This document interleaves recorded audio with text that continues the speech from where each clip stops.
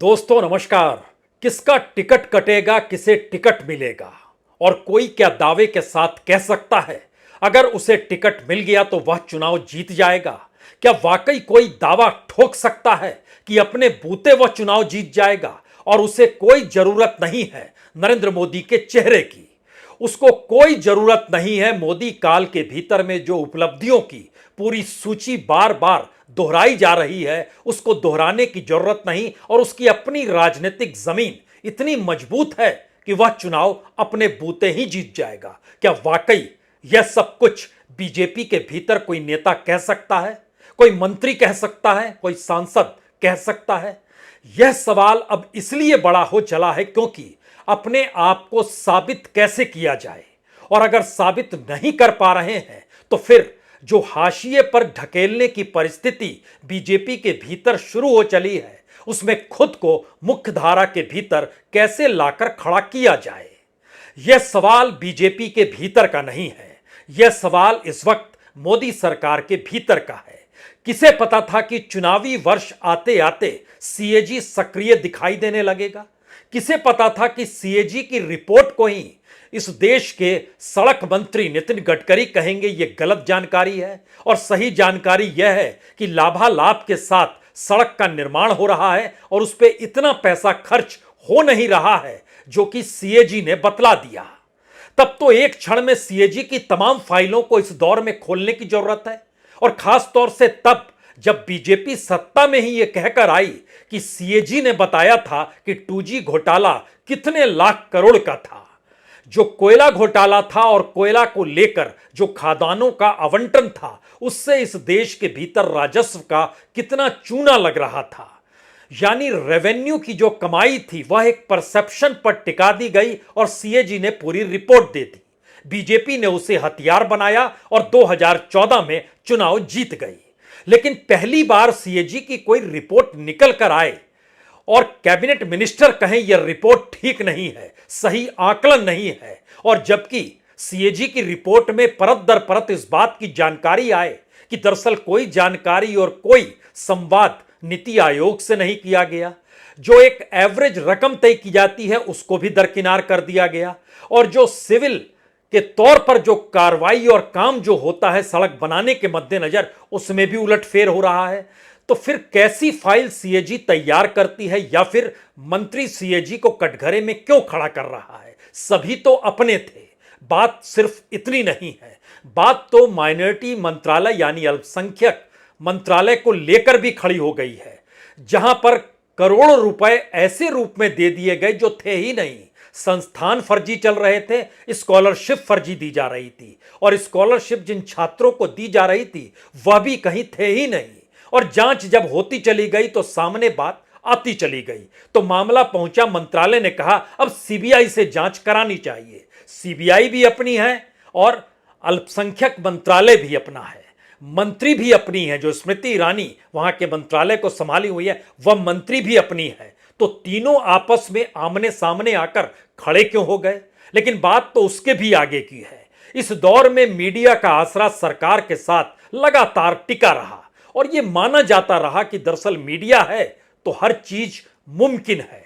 लेकिन एक झटके में, वह भी जब लाइव प्रसारण चल रहा हो, तो ऐसे में एक मीडिया हाउस के एक बड़े एंकर को और उस एडिटर को सीधे तौर पर यह कहकर कटघरे में अगर सत्ता पक्ष के मंत्री कहें कि आप भी तो जेल गए थे, और उसके बाद वह पत्रकार भी समझाने लगे कि निजी तौर पर जब आप हमला करते हैं तो आपको भी तैयार रहना होगा, निजी तौर पर आप पर भी हमला होगा, और सामने मंत्री कहे आपको जो हमला करना है कर लीजिए, मैं बात और जवाब दोनों कहने और बताने को तैयार हूं।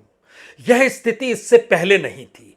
चुनावी बरस का मतलब यह है कि जैसे जैसे चुनाव की तारीख नजर आ रही है और बरस भर से कम का वक्त बचा है, कुल मिला के सही मायने में कहें तो 250 दिन बचे हैं।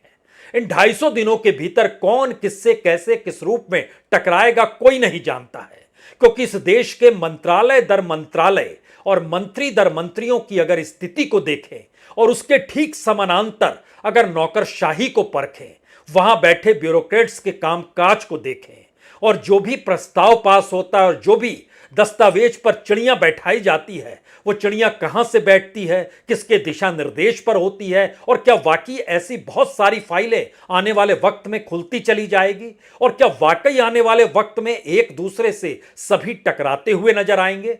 यानी जो एक ऐसी चौकस अवस्था सरकार के भीतर थी कि सभी एक दूसरे के साथ हैं और सबका ध्येय एक ही है कि इस दौर में मोदी सत्ता पर कोई आंच आनी नहीं चाहिए, मोदी सत्ता को लेकर कोई सवाल उठना नहीं चाहिए।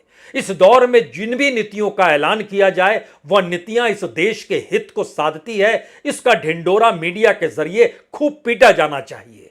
कोई सवाल वाकई नहीं होना चाहिए और यह सोचना भी नहीं चाहिए कि जनता ने जिस सरकार को चुना है वह सरकार कुछ भी क्यों नहीं कर सकती है। इसीलिए एक के बाद एक निर्णय जो मोदी सत्ता ने लिए, उस प्रक्रिया के भीतर देखिएगा तो कभी किसी संस्थान की भीतर से कोई चूं तक नहीं निकली। वह संस्थान कोई भी हो सकता है, वो प्रीमियर जांच एजेंसी एक वक्त की सीबीआई और मौजूदा वक्त की ईडी भी हो सकती है। ट्रांसपेरेंसी तो इतनी बढ़ती गई कि कल तक जिनके खिलाफ सीबीआई और ईडी काम कर रही थी, अगर वह बीजेपी में शामिल हो जाएं तो सीबीआई और ईडी ने फाइल को ठंडे बस्ते में नहीं बल्कि दफन कर दिया और उस दिशा में देखना ही बंद कर दिया। और उसमें भी ईडी के दायरे में आते हुए कोई अगर बीजेपी में शामिल होकर मंत्री बन जाए, जैसे राणे साहब हैं, एमएसएमई को संभाले हुए हैं, उनकी पूरी फाइल कहां चली गई, या फिर असम के मुख्यमंत्री की पूरी फाइल कहां चली गई, कोई नहीं जानता, इसका जिक्र कहीं कोई नहीं करता है। तो क्या वाकई पहली बार नौकरशाही को भी लगने लगा है कि स्थितियां विकट हो चली है और आने वाले वक्त में अगर सत्ता पलटेगी तो उनकी फाइलें भी खुल जाएगी, उन्हें भी पूछा जाएगा। और इसीलिए सीएजी ने एक के बाद एक 3-4 ऐसी रिपोर्ट रख दी, जिसके बाद अगला सवाल यह था कि सीएजी इस दौर में एक भी रिपोर्ट रखती नहीं है, क्योंकि 2014 के बाद से अगर लगातार सीएजी की रिपोर्ट को देखें तो बरस दर बरस रिपोर्ट घटती चली गई। और जब मुर्मू साहब सीएजी बने तो उसके बाद तो रिपोर्ट ने आना ही बंद कर दिया, और रिपोर्ट आती भी थी तो राज्य सरकारों को लेकर आती थी, और राज्य सरकार भी वह जो कि गैर बीजेपी शासित राज्य थे। और अगर बीजेपी शासित राज्यों को लेकर किसी रिपोर्ट का उल्लेख है तो वह रिपोर्ट मोदी सरकार द्वारा तय किए गए किसी वेलफेयर योजना के तहत क्या क्या नहीं हो पा रहा है इसका ही जिक्र किया गया। तो क्या ये सारी चीजें इस दौर में इसलिए उफान पर है कि अच्छे दिन अब काफूर हो रहे हैं सरकार के, और क्या वाकई अंत की ये शुरुआत हो चली है? क्योंकि महज सिर्फ सीएजी का मसला नहीं है। कल्पना कीजिए कि इस देश के भीतर में चकाचौंध बरसता हुआ न्यूज चैनल आज तक के भीतर से ये आवाज आने लगे कि आपसे हम सवाल तो पूछ रहे हैं लेकिन लगातार आपको सहलाते चलेंगे। लेकिन विकट स्थिति कुछ इस तरीके से सरकार के अपने ही मंत्रियों और लोगों के भीतर समा गई है कि उनका अपना अस्तित्व कहीं बचा ही नहीं है। जब तक सत्ता में नहीं थे तब तक तो दर्जनों मुद्दे उठाते थे, दर्जनों मुद्दों को लेकर सड़क पर आ जाते थे। अब जब सरकार में है, मंत्री बन गए हैं, तो मुद्दों पर खामोशी ही नहीं बल्कि मुद्दों पर रेड कारपेट से ढकते हुए इन्हीं बातों को मीडिया दिखाए, इस दिशा में लगातार कदम बढ़ाए गए। और इसका हश्र यह होता चला गया कि एक के बाद एक जो भी मीडिया के जरिए सरकार को लेकर सवाल पूछे जाते थे, वो सवाल दरअसल किसी भी लागू नीतियों के जरिए देश हित या राष्ट्रीयता का जिक्र करते थे। यानी कितनी शानदार नीति है जिससे राष्ट्र का भला होगा, कितनी बेहतरीन वेलफेयर नीति है जिससे राष्ट्र हित को साधा जा रहा है। कमोवेश ऐसी स्थिति थी, तो फिर यह टकराव एक झटके में क्यों आ गया? और यहां तक कि माइनॉरिटी मंत्रालय का जब जिक्र हुआ तो उसमें इस बात को खुले तौर पर जिक्र करने की शुरुआत हो गई कि 5 बरस के भीतर में 144 करोड़ से ज्यादा का घोटाला हो गया और इसकी जांच मंत्रालय कह रहा है कि सीबीआई से कराइए। और जब जानकारी निकल कर आती है तो उसमें बीजेपी शासित राज्य उत्तर प्रदेश का भी जिक्र है। बाकी तो मान लीजिए छत्तीसगढ़, राजस्थान कांग्रेस शासित है, लेकिन असम का भी जिक्र है जो बीजेपी शासित है, और पश्चिम बंगाल जो कि ममता बनर्जी के तहत है। तो एक तरफ फेरिस्त अगर देखेंगे तो बीजेपी शासित राज्यों को भी उस दायरे में लाकर खड़ा कर दिया गया कि उन राज्यों में जो स्कॉलरशिप दी जा रही है, जो मदरसे या मुस्लिम संस्थान काम कर रहे हैं, सभी फर्जी हैं। और 830 फर्जी संस्थान यानी 50% से ज्यादा 1572 संस्थानों का जब निरीक्षण किया गया 21 राज्यों में, तो आंकड़े सामने निकल कर आए। आंकड़े निकल कर आए तो उसके बाद रकम निकल कर सामने आई। रकम के बाद राज्य दर राज्य पता चला कि छत्तीसगढ़ में 62 है, राजस्थान में 99 है, उत्तर प्रदेश के भीतर 44% हिस्सेदारी ही फर्जी हो चली है, जिसकी तादाद 200 पार हो जाती है। यही स्थिति असम के भीतर है। वहां तो 2/3 से ज्यादा संस्थान फर्जी हैं जो माइनॉरिटीज को लेकर काम कर रहे हैं। तब यह सवाल खड़ा होते जा रहा है, क्या सरकार के भीतर इस बात को लेकर छीछा लेदर आपस में ही अब शुरू होने का वक्त आ गया? क्योंकि सभी अपनी पहचान को अपनी कॉन्स्टिट्यूएंसी तक पहचाना चाहते हैं।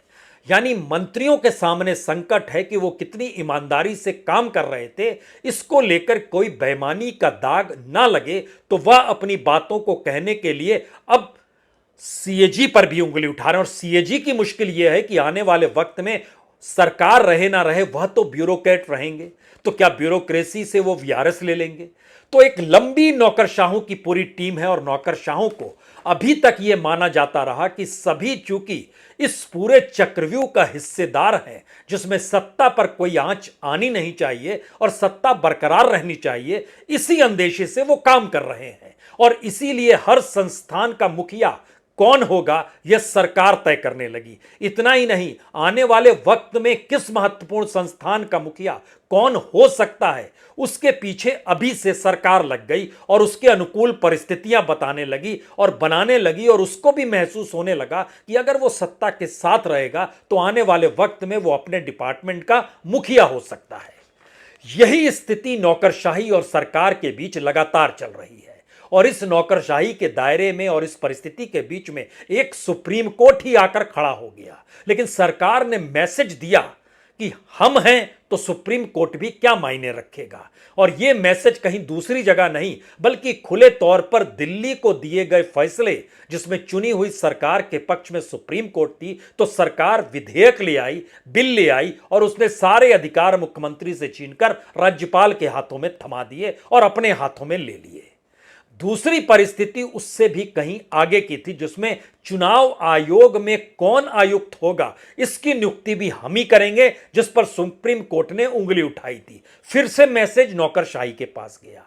सवाल है कि यह पूरी प्रक्रिया हर कोई इस देश में देख रहा है, लेकिन उसके बावजूद भी कोई नौकरशाह इतनी हिम्मत कैसे दिखा सकता है बिना सरकार के इशारे पर?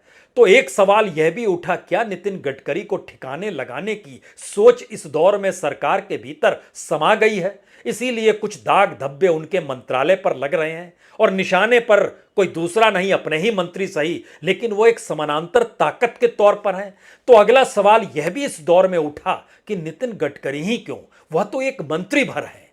लेकिन इसके समानांतर राजनीतिक गलियारों में यह सवाल खड़ा हो गया कि अगर 272 के नीचे बीजेपी आ रही है या बीजेपी आएगी, तो जो सर्वानुमति से यानी सभी की सहमति के साथ कौन वो शख्स होगा जिस पर आरएसएस का ठप्पा होगा, जिस पर बीजेपी के तमाम नेताओं का ठप्पा होगा, जिस पर कॉरपोरेट का ठप्पा होगा कि हां इसको आगे किया जा सकता है। और तो और जो विपक्ष के राजनीतिक दल हैं जिनकी मदद चाहिए होगी, वह भी राजनीतिक दल किस नेता पर सहमति देंगे? अगर मोदी के नाम पर 272 सीट नहीं आ पाती है तो क्या उससे पहले गडकरी खड़े हो पाए? उनको डिगाने की परिस्थिति शुरू हो गई। लेकिन इसके समानांतर दूसरा सवाल यह है, क्या वाकई ऐसी स्थिति अब आने लगी है कि 272 का आंकड़ा लोकसभा के चुनाव में बीजेपी छू नहीं पाएगी? इसका अंदेशा उसे हो चला है और इस अंदेशा के तहत ही राजनीतिक सत्ता जिसके पास है मौजूदा वक्त में, उसकी बिसात इस दौर में बिछने लगी है और वो एहसास कराने लगे हैं कि देखिए राजनीति होगी तो हमारे कहे अनुसार होगी। इसीलिए यहां से एक दूसरा मामला निकला जो राज्यों के चुनाव के भीतर में जो किन्हें टिकट दिया जाए, किन्हें उम्मीदवार बनाया जाए, इसको लेकर खड़ा हो गया है। और जिन उम्मीदवारों को टिकट दी जा रही है उनको भी भरोसा नहीं था उनको टिकट मिल जाएगी, जिनकी टिकट कट रही है उनको भी भरोसा नहीं था उनकी टिकट कट जाएगी। तो क्या यह एक सीढ़ी है जिसमें राजनीतिक सत्ता मौजूदा वक्त में जो मोदी और शाह की ताकत है, वो ताकत अपने आखिरी अंदाज में आकर खड़ी हो गई है और वो जान रही है कि उनका विकल्प बीजेपी के भीतर कोई ना खड़ा हो पाए तो ऐसे में वही रहेंगे और उन्हीं के जरिए आने वाले वक्त में किसी का नाम अगर सामने रख दिया जाए तो सभी की सहमति उस पर होनी चाहिए। कुछ इस अंदाज में बीजेपी चल रही है, बीजेपी के भीतर की राजनीति चल रही है। क्योंकि ध्यान दीजिए, जिले दर जिले बीजेपी के दफ्तर बन रहे हैं, लेकिन जिले दर जिले बनते हुए बीजेपी के दफ्तर वह बीजेपी के उस पॉलिटिकल पार्टी की संपत्ति के तौर पर हैं जिससे पहले जब अशोक रोड में बीजेपी का हेडक्वार्टर हुआ करता था, या इस वक्त जो दीनदयाल उपाध्याय जो आईटीओ से रेलवे स्टेशन की तरफ सड़क जाती है जहां 5 सितारा बीजेपी का दफ्तर तैयार है, तो वह दफ्तर किसके पास है? दस्तावेज में उसका मालिक कौन है? बीजेपी ही है। और कल जिसके पास ओरिजिनल बीजेपी रहेगी उसके पास जाएगी या फिर वो उसके पास भी नहीं रहेगी। बिसात कुछ ऐसी है कि मौजूदा राजनीतिक सत्ता अपनी सत्ता को गंवाने को तैयार नहीं है। यह पहला सवाल है। दूसरा सवाल, सत्ता अगर जा रही है तो उसके बावजूद भी अपने ही व्यक्ति के हाथ में सत्ता रहे और उससे इतर कोई तीसरा शख्स खड़ा नहीं होना चाहिए। उसके लिए जो मन चाहे सो करेंगे, ऐसी परिस्थिति भी बन गई है क्या? और तीसरी परिस्थिति नौकरशाही को लेकर थी कि नौकरशाही दरअसल उस पूरे के पूरे पॉलिसीज को बनाने और लागू कराने में अगर हिस्सेदारी उसकी है, जिसका जिक्र लगातार परफॉर्म और गवर्नेंस का जिक्र करते हुए, जिसका लाल किले के प्राचीर से भी प्रधानमंत्री मोदी ने कहा हम परफॉर्म कर रहे हैं, ट्रांसफॉर्मेशन हो रहा है, और उसको इंप्लीमेंट परफॉर्मेंस के तौर पर जो कर रही है वो नौकरशाही कर रही है, और इसी को रिफॉर्म कहा जाता है।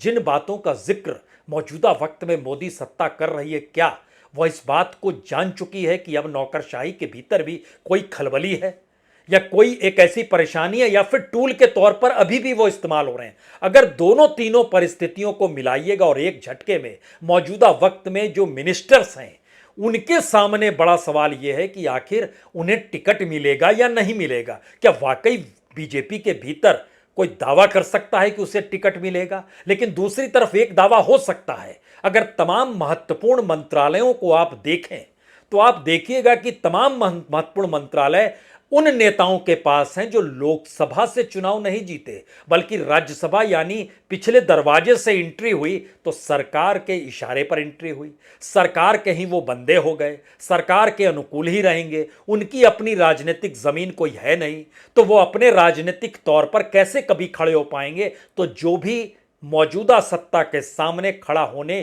की स्थिति में आएगा तो उसको डगमगाना ही होगा, और जो नहीं खड़ा हो सकता है वह गुड बुक में रहेगा। तो सरकार के लिए गुड बुक का मतलब क्या है और बैड बुक का मतलब क्या है, यह भी आप समझ सकते हैं। तो क्या वाकई ऐसी परिस्थिति आ गई है जब इस बात का जिक्र होने लगा है कि सरकार अपने तौर पर इकोनॉमिक एस्पेक्ट में भी इस तरीके से डगमगा गई है कि आने वाले वक्त में वर्ल्ड पावर भी इंडिया को देख रहे हैं कि यहां की सत्ता के जरिए चीजें अनुकूल होंगी या नहीं होंगी? क्योंकि मूडीज अगर यह कहता है कि आपकी रेटिंग का आधार आने वाले वक्त में इस पर भी टिकेगा कि आपके यहां कोई नया दंगा ना हो, जो मणिपुर को लेकर हो रहा है, और अंतर्राष्ट्रीय तौर पर मूडीज अगर एक संदेश संकेत के जरिए ही दे रहा है कि देखिए मणिपुर के हालात तो सुधारिए पहले, तो क्या ये अंतर्राष्ट्रीय तौर पर एक डिस्टर्ब कंट्री के तौर पर इकोनॉमिक एस्पेक्ट में मूडीज भी देखने लगा है, जो रेटिंग तय करता है और जिसके प्रभाव में दुनिया के तमाम बड़े कॉरपोरेट आते हैं? अगर ऐसा हो रहा है तो इसके दायरे में भारत के भीतर की परिस्थिति भी समझिए। सिर्फ सवाल यह नहीं है कि इस दौर में मोदी सरकार 155 लाख करोड़ के कर्ज में डूबी हुई है, सवाल यह है कि राज्य दर राज्य भी कर्ज में डूबे हुए हैं, और इसमें जो बीजेपी शासित राज्य हैं और जहां पर बीजेपी चुनाव हारी है उन राज्यों की स्थिति भी बीजेपी काल में कितनी नाजुक हुई। अगर 2-3 राज्यों को समझे तो हिमाचल प्रदेश पर 75,000 करोड़ का कर्ज है, बहुत कम है, लेकिन दूसरी तरफ कर्नाटक पर 5,50,000 करोड़ से ज्यादा का कर्ज बोमई के काल में ही रहा, जो अब लगभग 6 लाख करोड़ छुएगा। महाराष्ट्र के भीतर आइए तो 6,80,000 करोड़ के कर्ज में महाराष्ट्र गवर्नमेंट डूबी हुई है। और बरस दर बरस अगर परखिएगा तो ध्यान दीजिएगा, लगभग 50,000 करोड़ का कर्ज तो वो एवरेज लेती ही है और कभी कभी 1 लाख करोड़ से ज्यादा का कर्ज ले लेती है। तो इकोनॉमिक स्थिति उत्तर प्रदेश को देखिए, 7,10,000 करोड़ पिछले फाइनेंशियल ईयर के खत्म होने तक थे। इस दौर में जो बाकी 5 महीने 6 महीने बीतने को आए हैं उसमें यह मामला लगभग 7.5 लाख करोड़ तक पहुंच गया होगा। गुजरात के भीतर देखिए तो 4.5 लाख करोड़ के कर्ज में डूबे हुए हैं। मध्य प्रदेश के भीतर देखिए तो 4 लाख करोड़ से ज्यादा के कर्ज में डूबे हुए हैं। ये परिस्थितियां बहुत साफ तौर पर 2-3 बातों को इंगित कर रही है।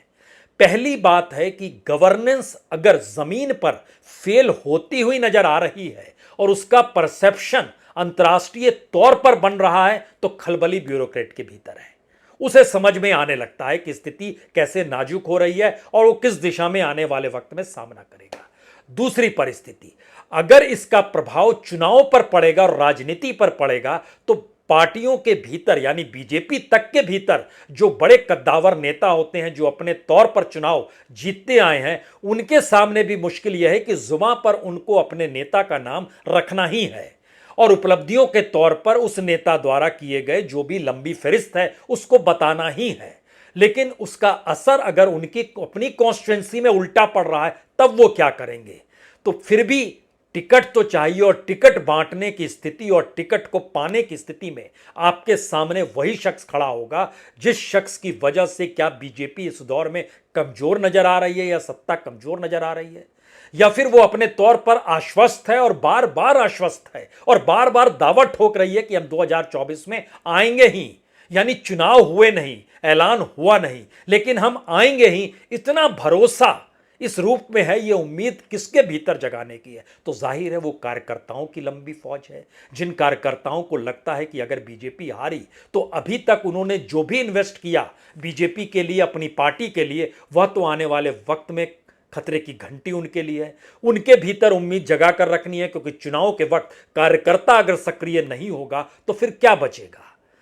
इस राजनीतिक घोर धंधे के भीतर में जब आप घुसिएगा तो जो 2-3 सवाल जिसका हम जिक्र, नौकरशाही, टिकट पाने के उम्मीदवार जो मंत्री भी हैं, सांसद भी हैं, नेता भी हैं, और तीसरा इस दौर के भीतर में बनता हुआ और उभरता हुआ परसेप्शन जो अंतर्राष्ट्रीय तौर पर असर डाल रहा है, इन तीनों सवालों से इर्द गिर्द आखिरी सवाल सबसे बड़ा है, क्या वाकई ऐसी स्थिति आ गई है कि अपनों को लेकर लड़ना पड़ रहा है, या अपने ही अपनों को लेकर समझ गए हैं कि दरअसल अच्छे दिन खत्म हुए और अब ऐसी राजनीतिक स्थिति सामने आकर खड़ी है जिसमें अगर चूक गए तो फिर पूरे राजनीतिक कैरियर पर बट्टा लग जाएगा।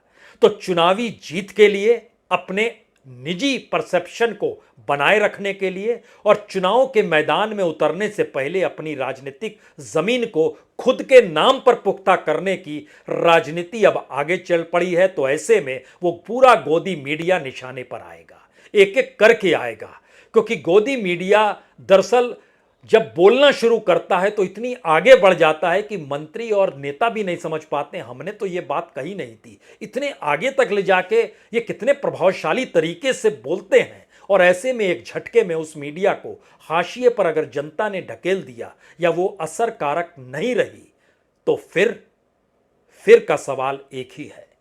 यह जो धमाचौकड़ी आपको दिखाई दे रही है कैबिनेट मिनिस्टर्स की,